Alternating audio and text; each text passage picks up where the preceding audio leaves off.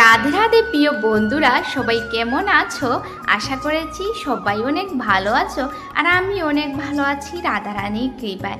তো প্রিয় বন্ধুরা, এই যে আমাদের গাছ থেকে আম পাড়া হচ্ছে, কিসের জন্য সেটাই বলবো। তো অনেক বছর হয়ে গিয়েছে আমার এই যে দিদিভাই আমাদের আমের সিজনে আসেনি আমাদের গড়ে, যেহেতু আমাদের গড়টা হচ্ছে গ্রামে।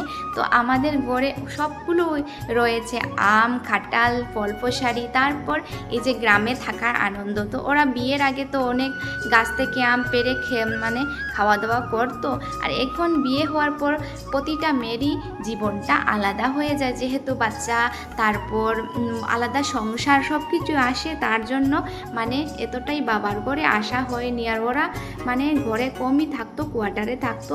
তাই অনেক বছর পর এবছর আমের সিজনে আমাদের ঘরে এসেছে।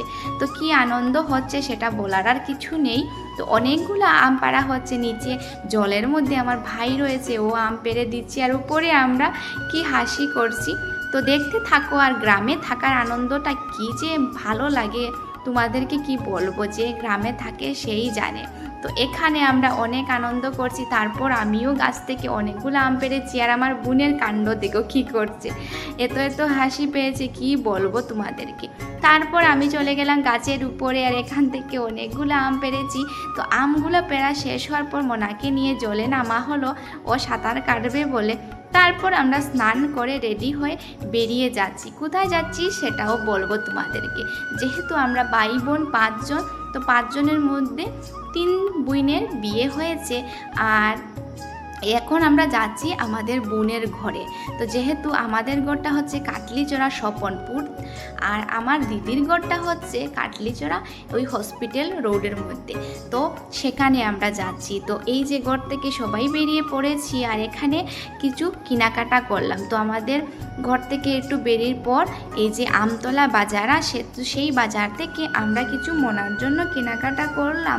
তারপর চলে যাচ্ছি আমাদের দিদির ঘরে, আর রাস্তার পাশে থেকে আমার কাকাতো বোনকে নিয়ে নিলাম, ওদের ঘরও এখানে। তো ও আমরা সাথে যাচ্ছে দিদির ঘরে। তো দেখতে দেখতে চলে এসেছি আমাদের দিদির ঘরের সামনে। তো এখানে নেমে যাব, আর আমরা এসেছিলাম প্রায় বিকেল 5টা বেজে গিয়েছিল। তো এই যে আমরা চলে এসেছি, আর এই যে আমার দিদির ঘর, তো ওর ঘরের উপরের থালায় কাজ হচ্ছে। তো ঘরের কাজের জন্য ও আমাদের ঘরে খুব কমই যাচ্ছে। তো এই যে আমার দিদিভাই এসেছে, তারপর আমরা 3 বোন একসাথে, আর বড় বোনকে অনেক মিস করছি। ওর ঘরটা হচ্ছে হাইলাকান্দিতে, তো ও তো আসতে পারেনি। তো আমরা 3 বোন একসাথে হয়েছি, সাথে আমাদের কাকাতো বোনও ছিল। তো সন্ধ্যা হয়ে গিয়েছিল, এই যে আমার দিদি সন্ধ্যাবাতি দিয়েছে।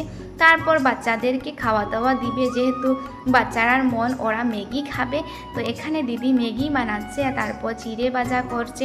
আর এই যে সোনা পাখি আমার কোলে চলে এসেছি, এটা হচ্ছে আমার দিদির মেয়ে, আর অনেক ভালো, তাই আমাকে পেয়ে অনেক আনন্দ করে এই যে আমার কোলে বসে গিয়েছে। তারপর ওদের এই যে ম্যাগি হয়ে গিয়েছে, তো ম্যাগি ওদেরকে দেওয়া হলো। আমার কাকাতো বোন পাশে রয়েছে, আমি আর দিদি সবাই বসে গিয়েছি ম্যাগি খাওয়ার জন্য।